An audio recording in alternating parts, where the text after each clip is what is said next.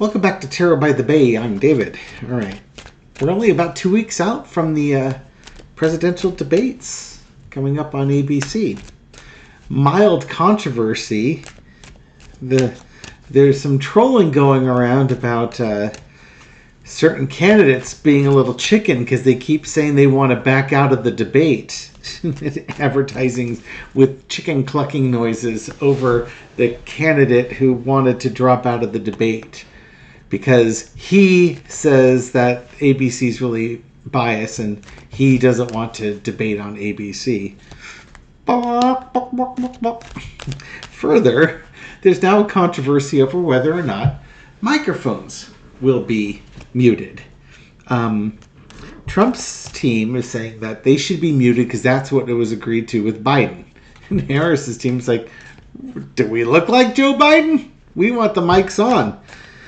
Their argument is, look, Trump's going to talk over me anyways, whether he's talking into a mic or shouting with his mic off. So let his mic be on so that everybody can hear the craziness that he has to say. And I think that's probably what used to be the strength of Donald Trump, which was just attacking people. And he would always attack Biden and talk over Biden, trying to get Biden to stutter and lose his concentration. Stuff like that isn't going to work on Kamala Harris. Kamala Harris has weaponized silence. It's a unique gift that she has. She can sit there silent and win an argument. And then she's got her catchphrase that she's used twice now. She's used it on Mike Pence, and she used it at instigators at her at the DNC when she was giving speeches, or prior to the DNC when she was giving speeches. That, excuse me, I'm talking now. And then she gets that smile on your face. You know what the smile I'm talking about? It's like, yeah, I'm talking. You had your turn. Now it's my turn. That's how this works. Like she's explaining it to a 3-year-old. And, I know that's exact. And Trump's team knows this too. First off, Trump is unhinged. He can't, he just rambles. That guy can talk for 10 minutes straight. There isn't a period or any form of punctuation in his 10-minute run-on sentence. It's one of those things that if he typed it out the way he said it, like, if he was voice to text, the voice to text would have to leave out the punctuation. It would be this giant wall of text. And people would just use the term TLDR, too long, didn't read. It makes no sense.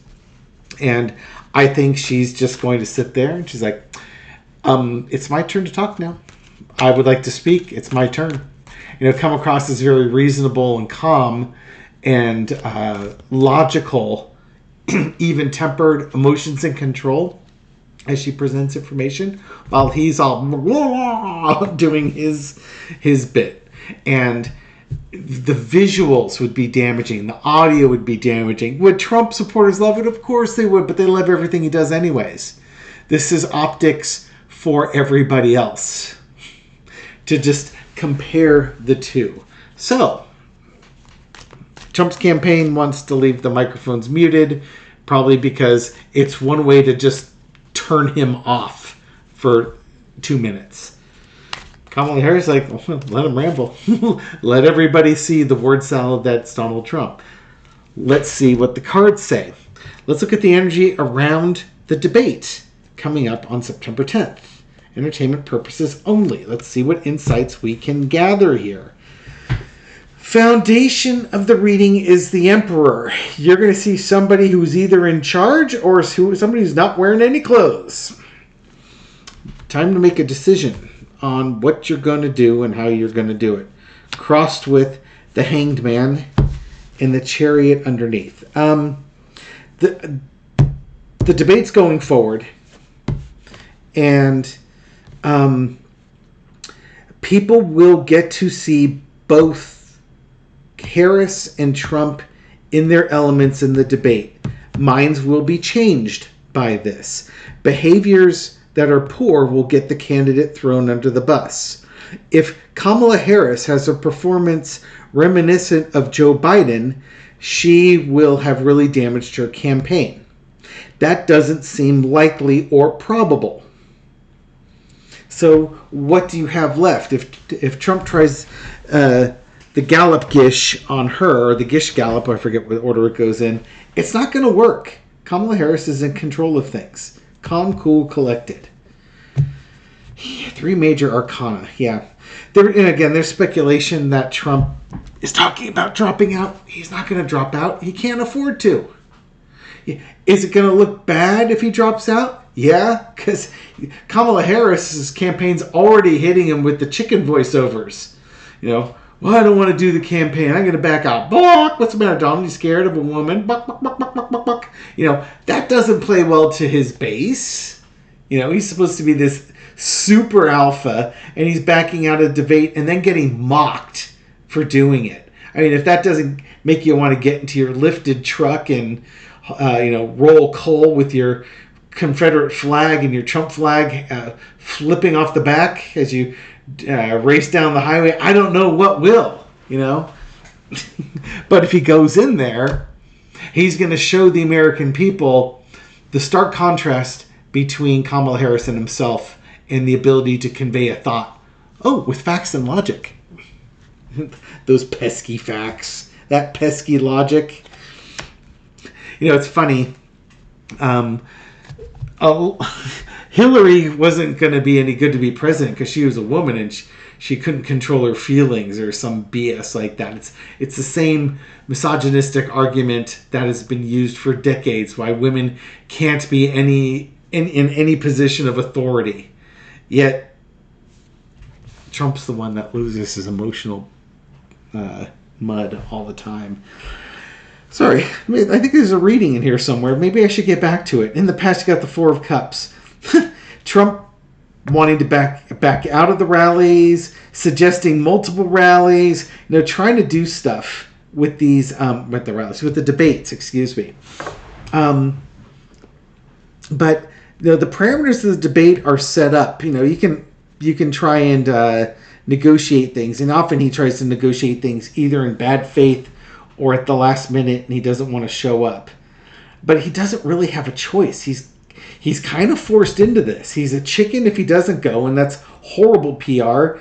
And, the best he can hope for is that he catches lightning in a bottle and has another debate like he did against Biden. Current situation is, the 8 of Swords. He's been called out. He's stuck. He doesn't like the terms, and now he's stuck. It's hard to believe that it's only been about, 5 weeks or so since Kamala Harris became a thing. September 15th, or the weekend before September 15th. And then within 2 weeks of that, or a week of that, things changed. Changed a lot. No, he's stuck in a debate with her. Overarching energy is the 2 of Wands. Yeah, this is going to be going on. There's not going to be delays. He's not going to back out. It's something that's going to happen. It's happening in 2 weeks' time. You better get ready. Do your prep. And Trump is not the type of person who likes doing prep work. This is boring and stupid. I'm sure Kamala Harris is doing an appropriate amount of prep work.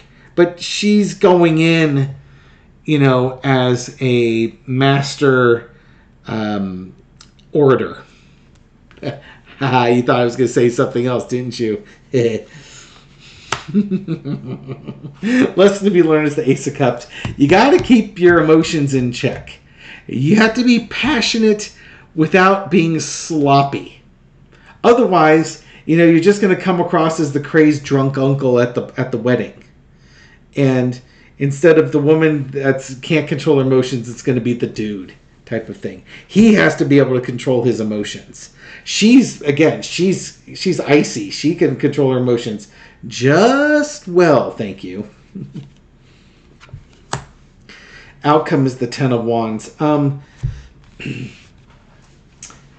It's going to be a difficult debate. I think, it might be difficult for us to to watch, because again, what'll happen is that Trump will likely lie about everything because he doesn't want to be fact-checked ever. And I don't know if ABC is planning on fact-checking him. And I'll bet you that Kamala Harris and her team are taking into account that Donald Trump will not be fact-checked. So it's going to be up to her to educate people as to what the facts are. And again, if it's something as simple as everything Donald Trump just said is a lie. And let me give you an example. He said this. The real numbers are this. Now I got these numbers from this source. And I could do the same for every other argument that he made. None of them are true. He plays on your feelings because he doesn't have any policies. He doesn't have a platform other than Project 2025. Ooh, that's what I want to ask. So, Trump's going to hit her with the same stuff that he hit Biden other than age. It's her inflation, he's going to hit the Afghanistan thing time. It's going to be the border, inflation, and the Afghanistan withdrawal. He's really leaning into the Afghanistan withdrawal with these last weeks. They're trying to see if that's going to be the chink in her armor. So he's went to Arlington Cemetery, and members of his entourage got into a pushing and shoving match and shouting match with folks who run the cemetery, because you're not supposed to film or videography political things at the cemetery, and Trump's team does it anyways. There's no rule that applies to him. But Harris, she's gonna hit him on his pessimistic outlook for the United States, and she's going to hammer him on Project 2025 repeatedly. And he's going to deny anything about it. Really? You sure about that? And it'd be nice if she said, your campaign manager, this person, all associated with your campaign said that. And we even saw a video of the guy saying that, you guys are in tight, and that your denials are just public facing, that you're fully supporting it. She might even, I don't even think she'll do that. I think she's just going to keep telling folks, just like Trump does, just tell folks enough and they'll believe it is the truth. That's what she's going to do with Project 2025. Let's look at how Project 2025 impacts this debate. Okay?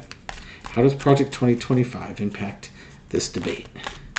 Because I think that's Kamala Harris's silver bullet against Donald Trump here. King of Cups. Again, I see Trump attacking her for Biden policies. And she might say, I support President Biden's policies, but my policies will be different. Ace of Swords. How is Project 2025 going to come in? Looking at emotionally immature, if it's not Biden, emotionally immature, Ace of Swords. In the Nine of Coins, here it comes. What do we got here? Is this how Trump's going to try and link the two of them? No, it's not. I'm just going to throw the cards and then I'll read through them here.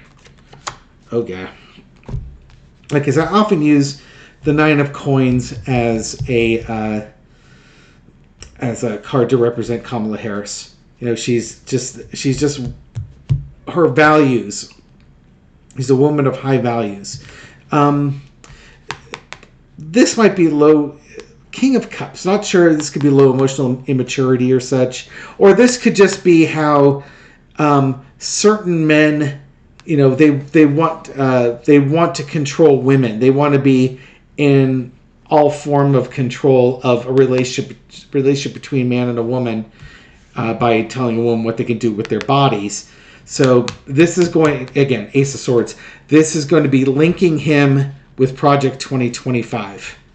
The opening has been there, and the Harris campaign has continually exploited the relationship between Project 2025 and Donald Trump. Polling on Project 2025 is horrific, and it gets worse every time people find out more about it. The Project 2025 is the thing you don't want to be associated with. And this is the guy that's got the poison cup that keeps feeding it to it. Trump will keep denying that he knows anything about it. The problem is that we can see, and it'll be shown, how this king is the hand giving this guy these Project 2025 cups over there. Overarching energy is the Wheel of Fortune. This is actually an election turning event. This issue. This is the type of issue that keeps going, and it's fortune does not favor the person who's associated. It's like a hot potato, or when the music stops, you don't want to be holding the hot potato. And this one's a hot potato. Why? Because you're telling women what to do and how to do it. What they do with their bodies, getting rid of the Department of Education, but it's mostly about abortion. It's mostly about having babies. It's mostly about birth control and telling women what to do and how to do it. And they don't like it. And underneath is going to be the woman saying, we don't like this. We don't like to be told what to do. And you're the one doing it. It's not, there's no way you can put Project 2025 on the Democrats. Now, if she wants to, I suppose she could say Project 47, which is on Donald Trump's website, is basically Project 2025 with Donald Trump's name on it, stamped over it, just like any one of his marketing deals, and that would be an accurate statement. And I'm kind of curious. I haven't seen anybody go that route.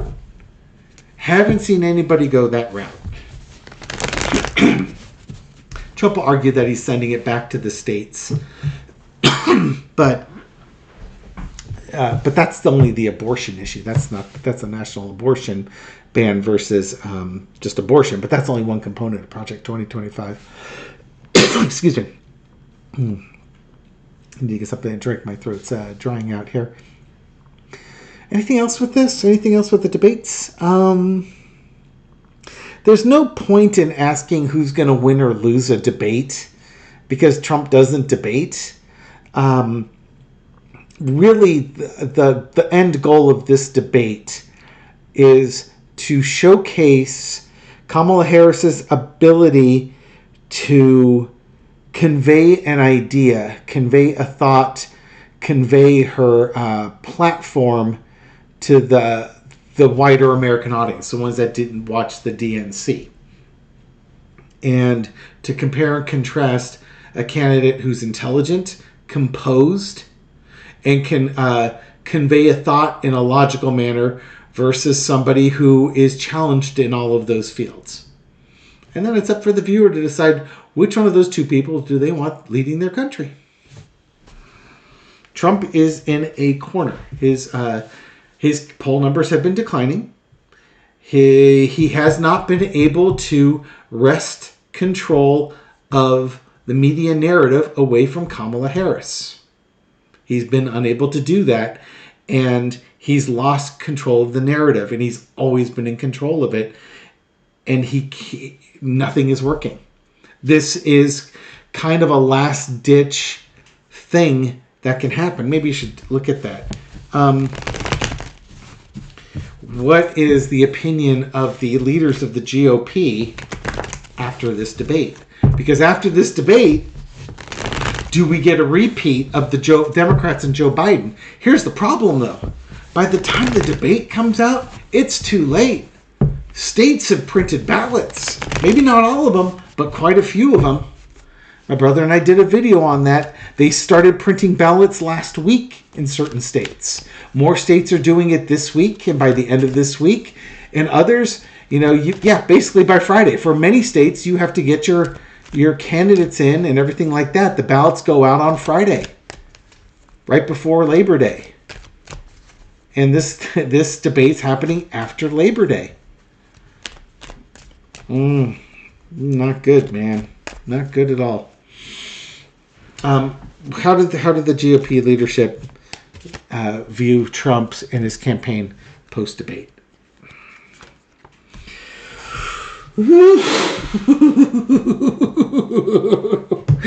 Well, they might be looking at him in an all new light. They might also be looking at dumping him.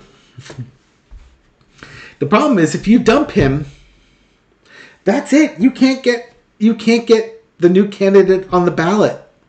You're basically flushing the presidency, and your only play at that point is to try and win the Senate. That's about your only real play that's left in there. You're going to surrender. Oh God, yeah. You're going to surrender the presidency to the Democrats. Likely you're going to surrender the House to the Democrats. And what you have to do is hope to God that you get 51 Republican senators so that you can just put the kibosh on everything in the government, short of passing a budget. Try and prevent Supreme Court justices from being nominated, prevent Harris from getting a cabinet and key positions nominated, block any bills the Democrats want to get through, just gridlock, and hope you can hold on for 4 years and have another crack at the presidency. But yeah, hanged man, emotional walking away card here. 4 Carter is what I was going to do. The Emperor, I think the Emperor's got no close at this point. Look at all these major arcana. The World card bringing things to a close. The Knight of Pentacles. Oh, God. A mercenary or offering something of value to it. They might pay him to leave. They're not happy. After this debate, the Republican leadership is not happy. And this might be the donor saying, you know what? We're not paying money anymore. Which is funny because that's exactly what they did to Biden and the Democrats. And I think after the debate, we're going to see it happen with Trump and the Republicans. We might see history repeat itself. Okay, now I've got one last question. Sorry. Trump on that first debate was really dialed in. You know what I mean? Dr. Ronnie Jackson, if he was giving things to help Donald Trump manage his focus and his alertness and stuff that could keep your pupils really dilated even under bright lights, that sort of thing. Will he be as successful in keeping Trump dialed in this time, or is he going to miss the dose? And maybe we get Sleepy Dawn or something like that. Unhinged Dawn. Let's see what we get. 4 Carter. We got the 4 of Wands.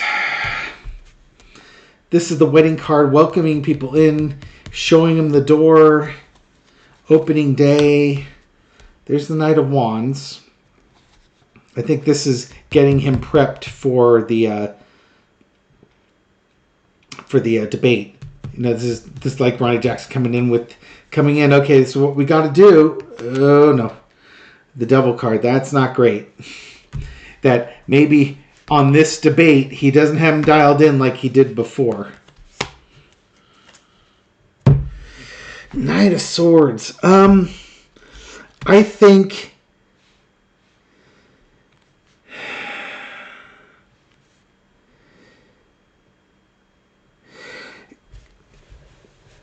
This is going to be a hard thing to balance.